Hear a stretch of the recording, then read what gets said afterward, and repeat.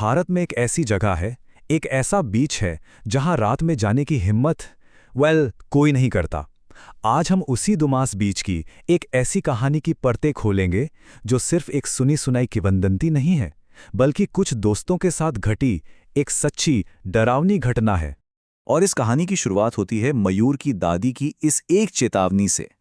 एक ऐसी सलाह जो मयूर और उसके दोस्तों के लिए एक भयानक भविष्यवाणी में बदलने वाली थी। ये सब शुरू हुआ एक रोज कॉलेज की कैंटीन से।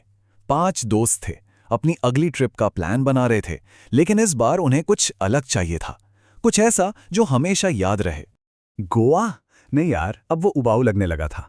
तभी मयूर ने दुमास बीच का नाम लिया, एक ऐसी जगह जिसके बारे में कहते हैं कि लोग दिन में भी वहां जाने से डरते हैं। और बस उसकी डरावनी कहानियों के इसी आकर्षण ने उन्हें अपनी ओर खींच लिया। रोमांच का जो लालच था ना, वो डर पर भारी पड़ गया था। तो प्लान फाइनल हुआ और बड़ा ही सेफ प्लान बना। तय हुआ कि वो मयूर के गांव वाले घर में रुकेंगे, बीच पर सिर्फ दिन के उजाले में जाएंगे और सूरज ढलने से ठीक पहले वहां से निकल जाएंगे। मतलब अंधेरे में कोई एडवेंचर करने का तो सवाल ही पैदा नहीं होता था। तो अगली दोपहर वो लोग ऑटो से दुमास बीच पहुंचे, लेकिन वहां पहुंचकर उन्होंने जो नज़ारा देखा वो उन डरावनी कहानियों से, सच कहूं तो बिल्कुल अलग था, जो उन्होंने अब तक सुनी थी। अरे वहां तो जैसे कोई मेला लगा हुआ था। बीच लोगों से खचाखच भरा था, बच्चे गुब्बारे लेकर दौड़ रहे थे, चारों तरफ खाने पीने के स्टॉल थे। एक पल के लिए तो उन्हें लगा कि वो सारी भूतिया कहानियां बस झूठी अफवाहें हैं। सब कुछ नॉर्मल लग रहा था, पर तभी रिया की नज़र रेत पर पड़ी और उसके उस एक सीधे से सवाल ने पूरे माहौल को बदल कर रख दिया। उस भीड़-भाड़ वाले बीच पर यह पहली अजीब बात थी जो उन्होंने नोटिस की। इस पर मयूर ने बताया कि यहाँ के लोग क्या मानते हैं। एक कहानी के मुताबिक ये जगह सदियों तक शमशान घाट हुआ करती थी और उसी की राख ने रेत को हमेशा के लिए काला कर दिया। और दूसरी और भी ज्यादा डरावनी कहानी ये थी कि यहाँ अधजली लाशों को दफनाया जाता था।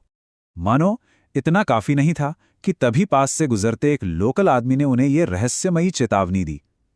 उसकी थकी हुई आंखों और ठंडी आवाज ने उनके दिलों में एक अजीब सा डर पैदा कर दिया था, एक ऐसा डर जो अब और गहरा होने वाला था।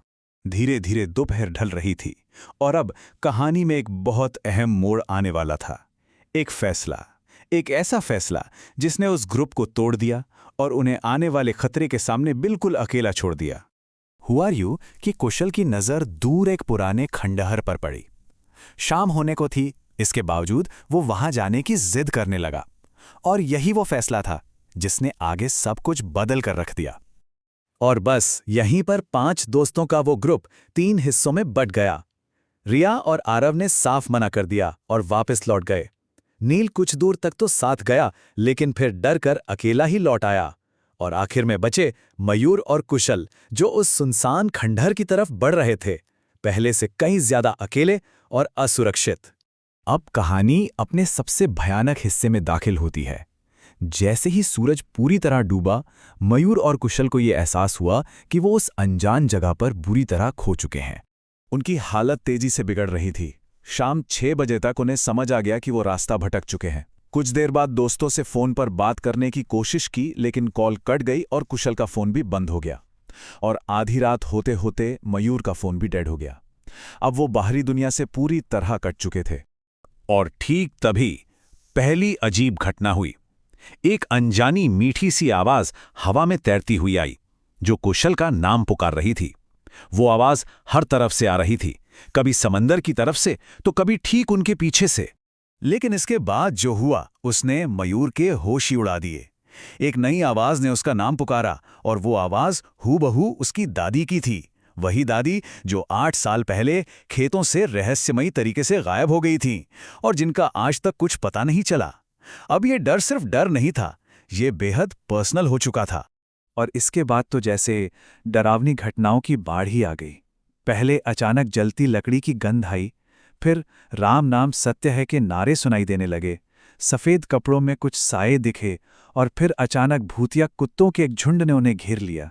जब उन्होंने भागने की कोशिश की तो मशाले लिए एक पूरी शव यात्रा उनकी तरफ दौड़ी और अंत में समुद्र से एक बहुत बड़ी चमकती हुई आकृति बाहर निकली।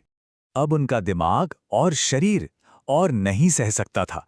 उस भयंकर रात के अंत में डर और थकावट से पूरी तरह चूर होकर वो दोनों वहीं काली रेत पर गिर पड़े और बेहोश हो गए।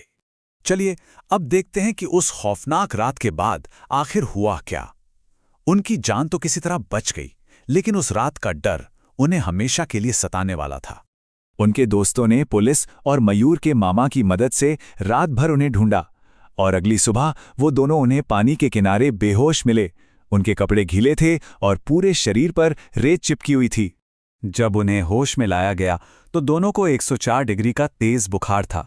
ये सिर्फ कोई मामूली थकावट नहीं थी, बल्कि ये उस रात के गहरे सदमे और खौफ का असर था जो उनके शरीर पर दिख रहा था। और इस कहानी का सबसे डरावना हिस्सा ये है कि वो रात उनके लिए कभी खत्म ही नहीं हुई। आज भी मयूर अक्सर नींद में जलती लकड़ी की गंध से डर कर चीख उठता है, उस रात की यादों में हमेशा के लिए कैद होकर। तो ये कहानी हमें एक बहुत बड़े सवाल के साथ छोड़ जाती है। क्या सच में कुछ जगह अपने अतीत को, अपनी यादों को कभी नहीं छोड़ती? या ये सिर्फ हमारे दिमाग का डर है जो ऐसी कहानियों को जन्म देता है?